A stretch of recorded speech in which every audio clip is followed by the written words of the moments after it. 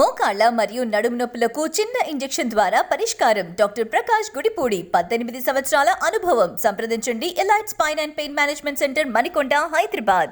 భూ సమస్యల పరిష్కారం కోసం ఏర్పాటు చేసిన ధరణి కమిటీ ఇవాళ సచివాలయంలో సమావేశం కానుంది. సమావేశానికి స్టాంప్స్ అండ్ రిజిస్ట్రేషన్ శాఖ, టీఎస్ఐఏసీ అధికారులు హాజరు కానున్నారు. ధరణి రిజిస్ట్రేషన్కు సంబంధించిన సమస్యలపై వారితో ధరణి కమిటీ సభ్యులు చర్చించనున్నారు. ఇక ఇదే అంశానికి సంబంధించి మరింత సమాచారం మా డిప్యూటీ బ్యూరో చీఫ్ సాదిక్ అందించడానికి సిద్ధంగా ఉన్నారు. సాదిక్, చెప్పండి, ఇవాళ సచివాలయంలో ధరణి కమిటీ సమావేశానికి సంబంధించి పూర్తి డీటెయిల్స్ ఏంటి?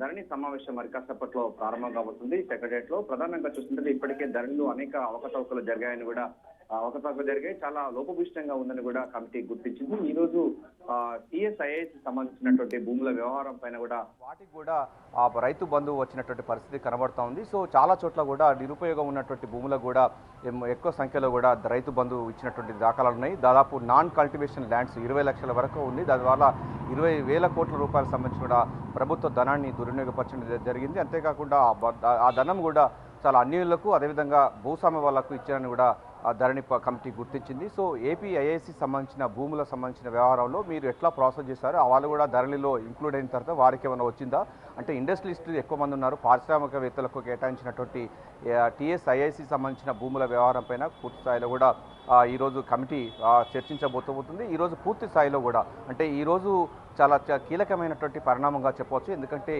టీఎస్ఐఏసీ సంబంధించిన భూముల వ్యవహారం పైన చాలా మట్టుకు జరిగినటువంటి అవకతవకలు కానీ, లేకపోతే ధరణి సంబంధించిన దాంట్లో ఎక్కిందా ఎక్కలేదా, ఏ కంపెనీలకు ఇచ్చారని దానిపైన కూడా ఈరోజు తేటతెల్లమే అవకాశం ఉంది. అంతేకాకుండా స్టాంప్స్ అండ్ రిజిస్ట్రేషన్ సంబంధించిన అధికారులతో కూడా ఈరోజు ధరణి కమిటీలో చర్చ జరగబోతుంది. ప్రధానంగా ఇప్పటికీ అంటే ధరణి వచ్చిన తర్వాత జరిగినటువంటి పరిణామాలు, ఆ రిజిస్ట్రేషన్స్లో జరిగినటువంటి అవకతవకలు కానీ, లేకపోతే రిజిస్ట్రేషన్లో వచ్చినటువంటి అనేకమైన సమస్యలు ఏ విధంగా ఉన్నాయి, మీరు ఏ విధంగా రెక్టిఫై చేశారు, ఒకవేళ ప్రాబ్లం వస్తే చెప్పుకోవడానికి ఏ అవకాశాలు ఉండేది, సో సేఫ్టీ అంటే గ్రీవెన్సీ ఏ విధంగా చేశారన్న దానిపైన కూడా అధికారులతో అడిగి తెలుసుకోబోతుంది ధరణి కమిటీ.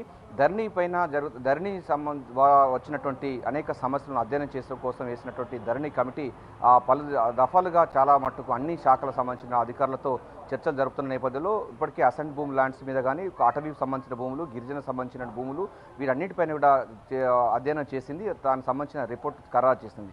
ఈరోజు స్టాంప్స్ అండ్ రిజిస్ట్రేషన్, అదేవిధంగా టీఎస్ఐఏసీ సంబంధించిన అధికారులతో ధరణి కమిటీ రోజంతా కూడా ఈ సమావేశంలో చర్చించే అవకాశం ఉంది. వారి దగ్గర నుంచి ఫీడ్బ్యాక్ తీసుకోబోతుంది. సో టీఎస్ఐఏసీకి కేటాయించిన భూముల వ్యవహారం ధరణిలో ఎక్కిందా ఎక్కలేదా, ఎక్కితే ఎవరి పేరు మీద ఎక్కింది, వారు ఎవరైతే ఉన్నారో ఆ పారిశ్రామికవేత్తలకు సంబంధించిన భూములకు కూడా ధరణి అంటే రైతు బంధు ద్వారా ఏమన్నా నిధులను కానీ, లేకపోతే రైతు బంధు సహాయం అందజేశారన్న దానిపైన కూడా ఈరోజు కమిటీ పూర్తి స్థాయిలో కూడా మేధోమథనం చర్చ చేసి ఒక రిపోర్ట్ని అయితే తయారు చేయబోతుంది.